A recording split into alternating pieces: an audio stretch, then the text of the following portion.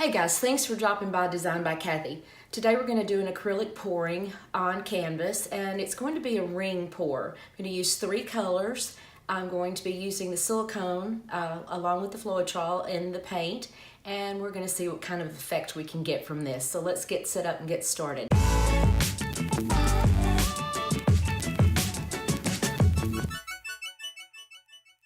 For this ring pour, I'm going to use 3 colors. I'm going to use black, a burnt umber, and this is a crimson red. Just going to use the 3. I have put a couple of drops of the treadmill lubricant along with my Floetrol.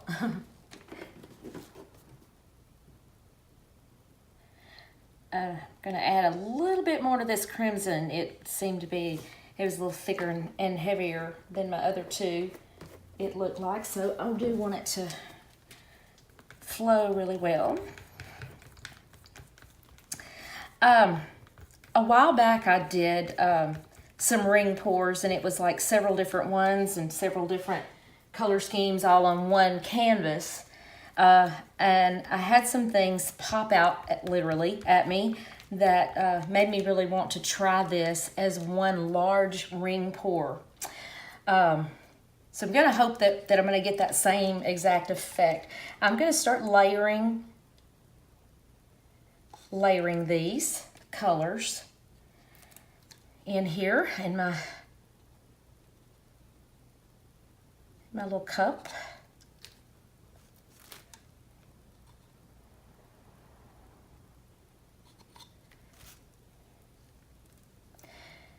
And if it works like I hope it does, I'll explain why I wanted to put the treadmill belt oil in here.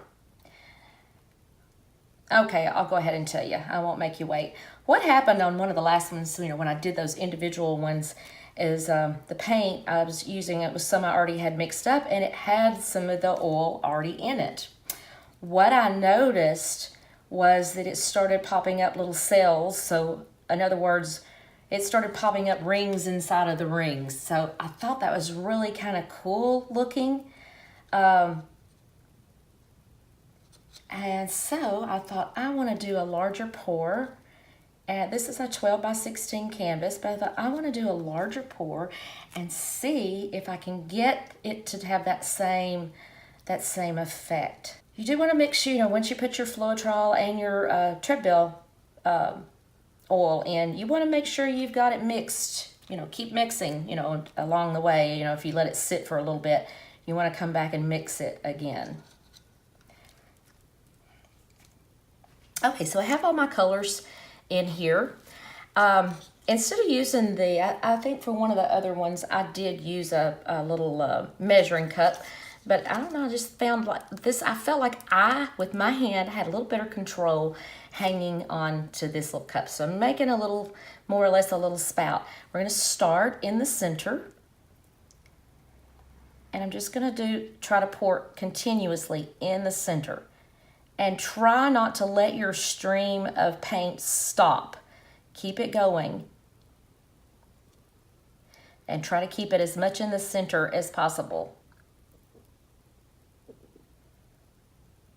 And I'm just making little small little tiny swirls here in the middle.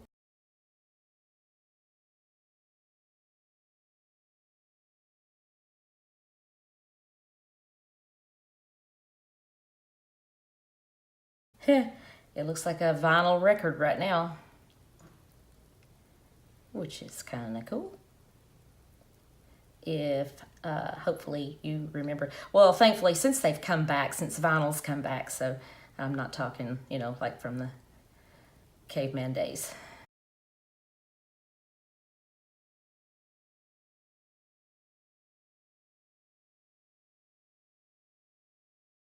All right, we're getting down to the very last bit here.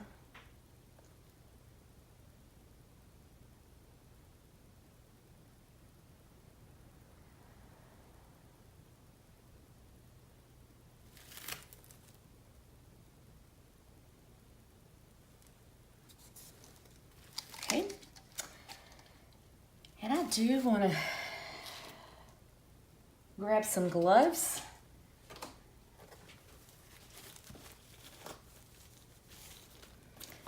Because clearly I'm going to want to spread this across my canvas and try to maintain as much of the rings that we've got, because it's looking really cool.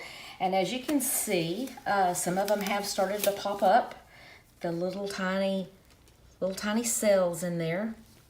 I'm going to start off by trying to just manipulate this a little bit like this.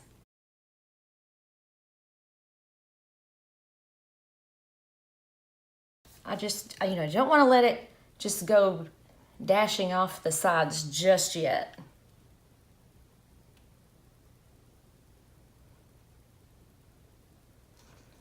Until I pretty much feel like I have the whole thing covered.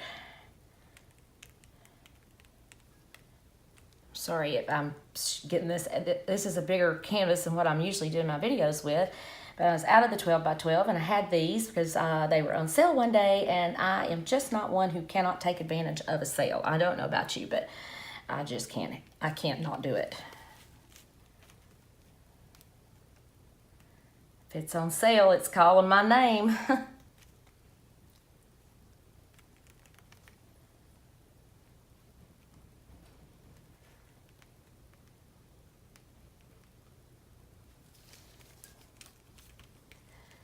One thing I want to do, I do not want to lose this red center.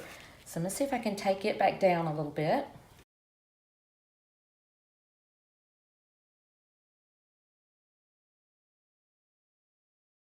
There's still a lot of paint on here, so I know it seems like it's taking a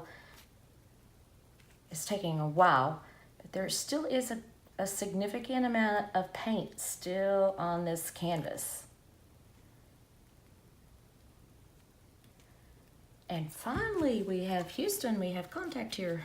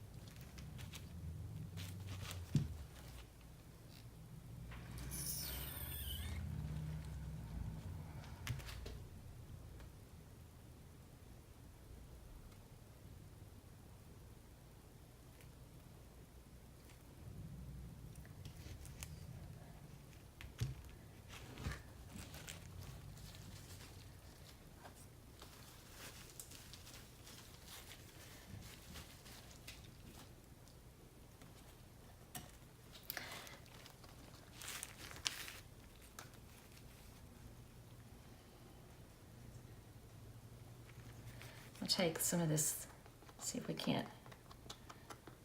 I don't want to mess up my, clearly I don't want to mess up my pattern, but I want the whole thing to be covered here.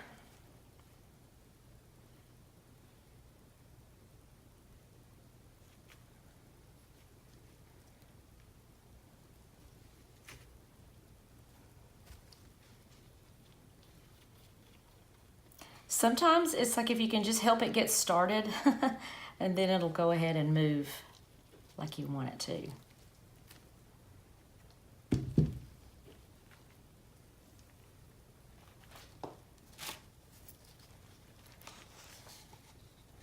I don't think I have one drop left in there.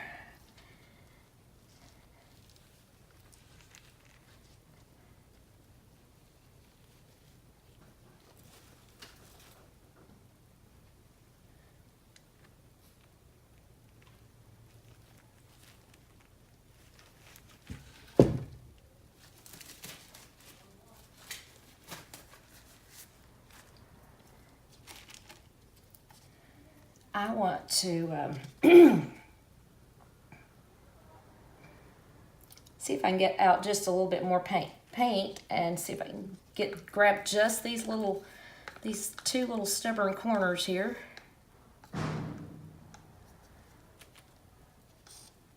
without affecting my piece too much.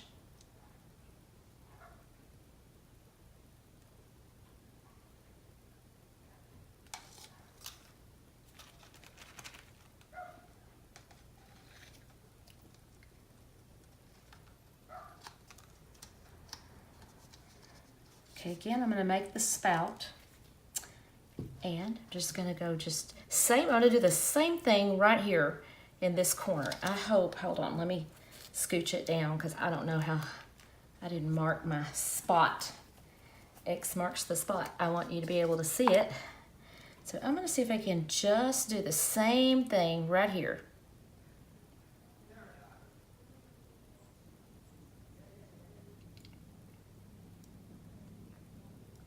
Pretty much the same thing. Okay, I realize I just said that and I didn't, but I wanted to get that paint just right there. I'm gonna do this right here, so we can do the same thing.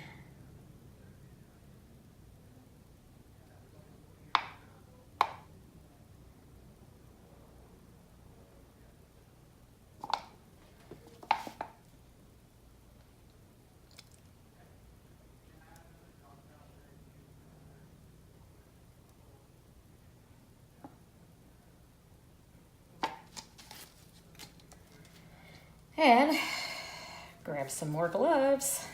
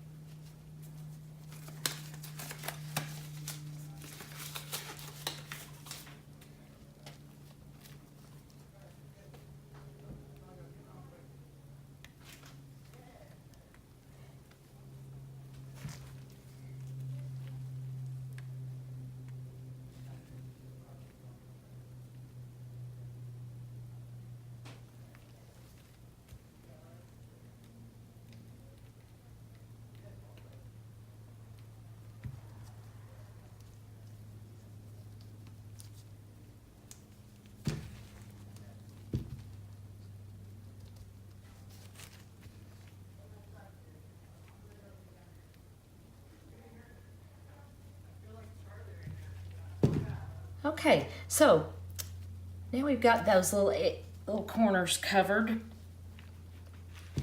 And I actually have become, I've mentioned this a couple of videos ago, I've actually become a fan with the fluid art of multi-directional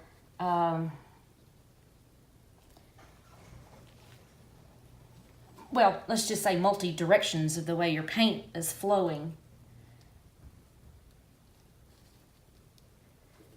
I'm not saying that it's a bad thing by any means to just have it flow one way, but I like having the little differences in some of the pieces. I just think it gives it a different character. I want to make sure all my, and I'll double check that side because clearly I can't see it. But I think we've got all the edges and all the corners fully covered.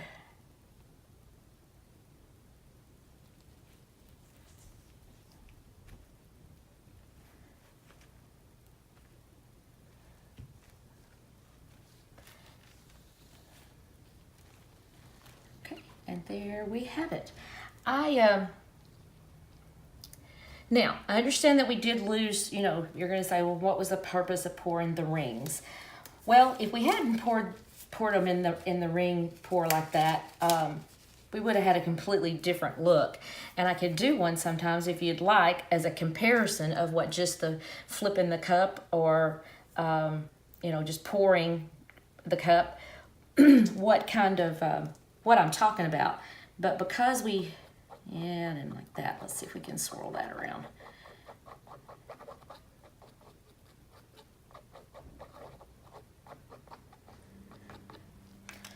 But because we did the ring, it kept them, it just spanned them out and distorted them. But what I really liked and what I was really hoping for were the cells that popped up. So we have all that intricate detail of the cells throughout the piece. And I don't know, I like these colors. Of course, you guys know I'm a fan of red, and this was a crimson, not really a red, but I really like how we've got the contrast with this bright, and then we've got the black, and then the brown to kind of even it out. But that is our, maybe we should call this ring pour gone wild. Anyway, I'm liking how it turned out. I think it's pretty cool. There's several other variations that I want to try with this technique, and if you want to see something or have a question, I hope you will be sure and leave me a comment.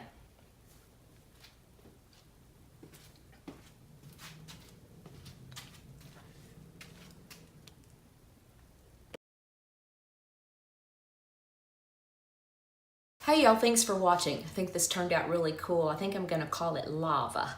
It sort of reminds me of those pictures we saw of the hot lava rolling down the hills and into the water and whatnot when we saw those pictures recently in the news. Anyway, it just reminds me of lava. Let me know what it made you think of, and I hope that you will give it a try. And I want to thank you guys for your shares, your likes, your comments, and your subscriptions.